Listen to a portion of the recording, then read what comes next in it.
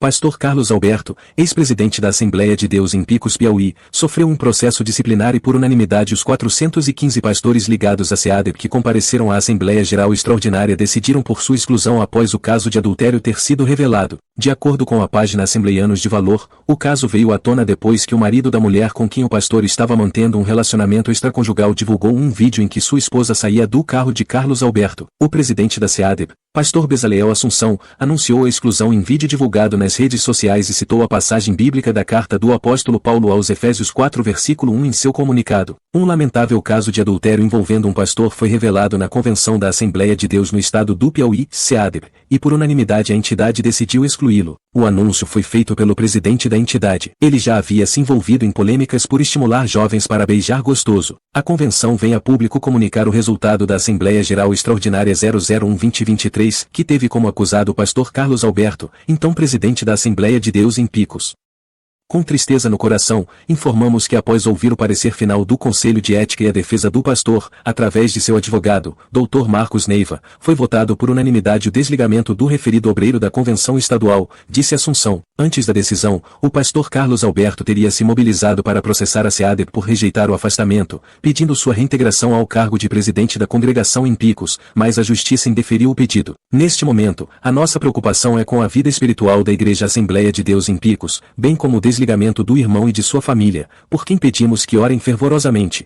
Um vídeo que circula nas redes sociais mostra o pastor excluído, durante uma pregação, falando sobre sua juventude e estimulando os jovens presentes a seguirem seu exemplo. No meu tempo de solteiro, a gente andava com o bolso cheio de pipi, comprava de quilograma. Mantinha no bolso, que era para namorar e beijar gostoso. Deus, será que esses jovens não beijam mais? Pastor, e o senhor namora?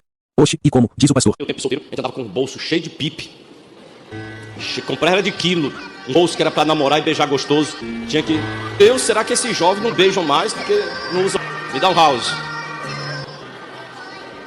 Pastor, e o senhor namora? Oxe, como? O vídeo mostra uma resposta do pastor Eliseu Rodrigues repreendendo o colega de ministério e te dando conselhos para beijar na boca. Está te aconselhando a ficar às escondidas na hora do culto. Quem faz isso com você? Foi o diabo que plantou essa pessoa no seu caminho. Assista. Te dando conselhos para beijar na boca. Está te aconselhando a ficar às escondidas na hora do culto. Quem faz isso com você? Foi o diabo que plantou essa pessoa no seu caminho. Me provoque. Para o nosso relacionamento, eu falo sobre a reconstrução em nós. Reconstruir em nós a submissão aos princípios divinos para uma escolha que, biblicamente falando, deve ser indissolúvel. E na nossa geração, nós precisamos lutar contra as portas largas, as facilitações. O mundo é um mundo prostituído. A mídia brasileira é pornográfica. Os artistas brasileiros não têm pudor. E dentro da igreja se multiplica a falta de temor por aquilo que a Bíblia tanto preza, que é o relacionamento conjugal. O namoro hoje, entre muitos crentes, é semelhante a namoro ímpio. Esses pregadorzinhos de TikTok. Recebi um videozinho dele com a sua piricrente do seu lado. E o conteúdo dos dois era que Jesus cheirava a esperma.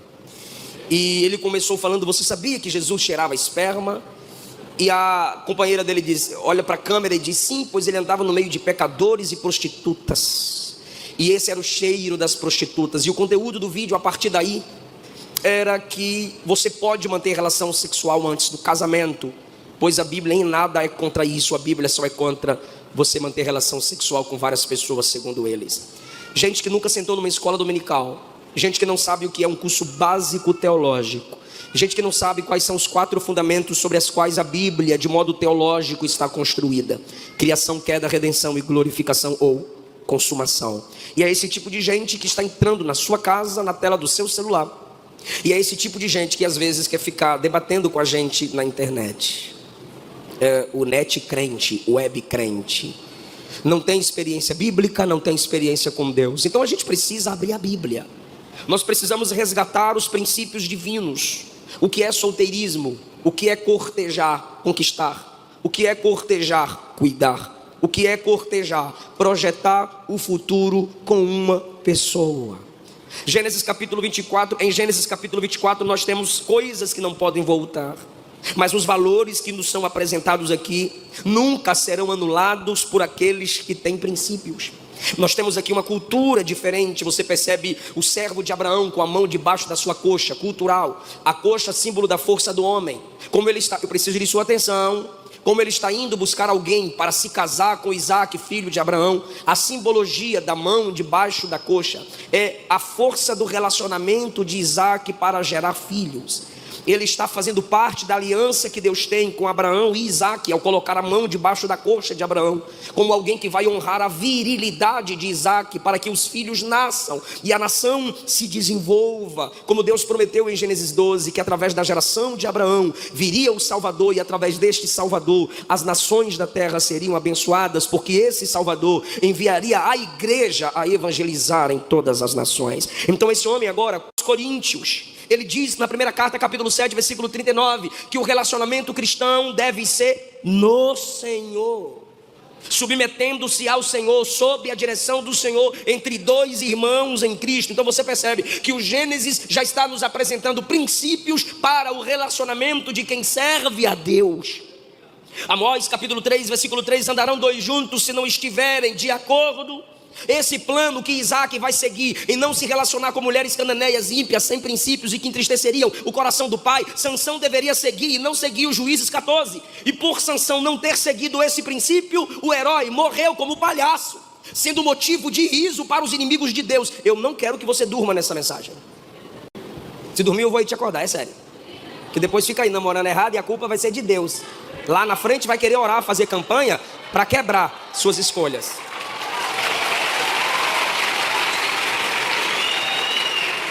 Eu acho que tem energético lá fora. Água gelada no banheiro. Posso pregar? Porque eu não sou como aqueles pregadores que já... Não baixo o som não. Como aqueles pregadores que já pegam o microfone. Quem está sentindo? Abre a boca. Não, nem venha pra cá. Não, eu não sou desses. Eu não sou. Você pode ser. Aí tu pula, roda. E alguém pergunta, e a mensagem? Aí tu diz, foi mistério. Me estressa não. Cantei com vocês, fiquei em pé, levantei a mão e tal. Aí na hora que eu prego, tu dorme. Nem põe fundo musical agora. Seguiu aquele projeto, o herói morreu como palhaço, as pessoas rindo dele. Esaú não seguiu aquele projeto, Gênesis 26. E ele foi amargura de espírito para Isaac e Rebeca, porque ele não se relacionou com mulheres, ou não se casou com mulher, que seguia o plano que Abraão determina no capítulo 24. Segundo aos Coríntios, capítulo 6, versículo 14, nós sabemos o que Paulo disse: não vos prendais a um jugo desigual com os incrédulos, pois que sociedade tem a justiça com a injustiça? Que comunhão tem a luz com as trevas? Olha do que a Bíblia chama o ímpio: incrédulo. Segundo, injustiça ou injustos. Terceiro, a Bíblia está comparando o ímpio com trevas. Enquanto nós somos justificados por Deus, nós não somos incrédulos, somos o povo. Enquanto nós somos justificados por Deus, nós não somos incrédulos, somos o povo da fé em Deus. E nós não somos das trevas, somos a luz. Não combina. Relacionamento de crente nascido de novo é com outro crente que nasceu de novo. E nessa nossa geração eu tenho que explicar: é menino com menina. E menina com menino. E nem é menine, que isso é burrice.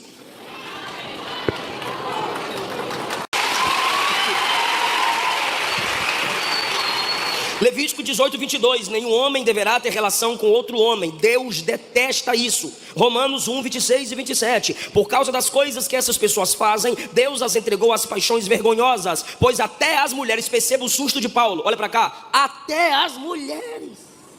Por quê? Porque as mulheres sempre foram as guardiãs da moralidade. Aí Paulo diz: até as mulheres trocam as relações naturais pelas que são contra a natureza, e também os homens deixam as relações naturais com as mulheres e se queimam de paixão uns pelos outros. Homens têm relações vergonhosas uns com os outros e por isso recebem em si mesmos o castigo que merecem por causa dos seus erros. Judas 1:7. Lembrem-se dos moradores de Sodoma e de Gomorra, das cidades vizinhas. Não era só Sodoma e Gomorra, Sodoma, Gomorra e cidades vizinhas, que agiram como aqueles anjos e cometeram imoralidades e pecados sexuais. Eles sofreram o castigo do fogo eterno, e aquilo foi um aviso claro para todos. Mas o plano original do relacionamento bíblico da parte de Deus para nós é heteromonogâmico e indissolúvel. Isaac e Rebeca tiveram muitas batalhas durante a vida, mas foram até o fim leais um ao outro. Aí é do seu tempo, e a resposta é que no meu tempo namorava pouco, o casamento durava.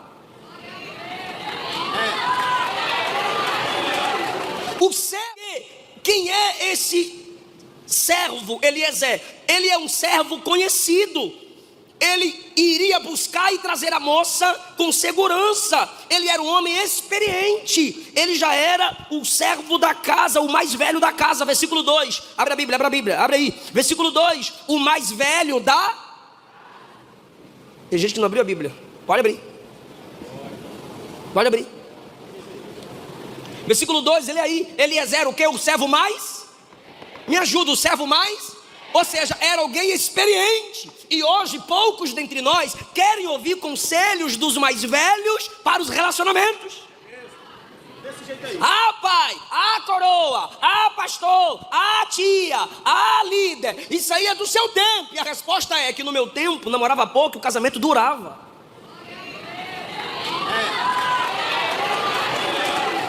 O servo mais velho, Abraão, se você ler Gênesis 14, Abraão tem só em Gênesis 14, ele tem 318 servos preparados para a guerra.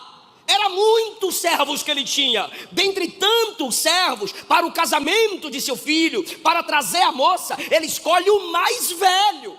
Você já leu Gênesis 15? Quando Abraão está reclamando por não ter filho, o que é que ele diz a Deus? Deus, o herdeiro de tudo que tem, aleluia, o herdeiro de tudo que tenho, é o nascido na minha casa. Ele era um camarada de tanta confiança que Abraão queria torná-lo herdeiro de toda a sua riqueza. Para Abraão querer dar a Eliezer todas as riquezas que ele tinha, é porque era um camarada bom administrador. Se é um bom administrador, era um camarada inteligente, sábio. Quem está te dando conselhos para beijar na boca? Quem está te dando conselhos para ficar sozinho às escuras? Quem está te dando conselho para chegar tarde em casa no carro sozinha ou sozinho? Quem está te aconselhando a ficar às escondidas na hora do culto? Quem está te ajudando a mentir para os seus pais? Se alguém faz isso com você, foi o diabo que plantou essa pessoa no seu caminho. Já está torcendo o bico. Me provoque. Me provoque. Cai dentro.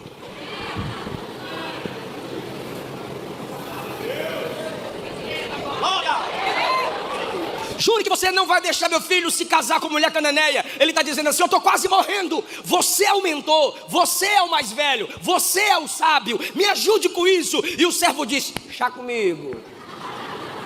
Só que aí Abraão disse: você vai trazer a moça? O servo foi inteligente e disse: e se ela não quiser? Sabe o que o servo está dizendo? Ninguém tem que casar obrigado. Se eu não quiser se casar com ele, se ela não quiser me seguir, o que eu faço? Abraão disse: livre ela está. Só não deixa ele se casar com mulher estranha. É melhor solteiro do que com mulher ímpia.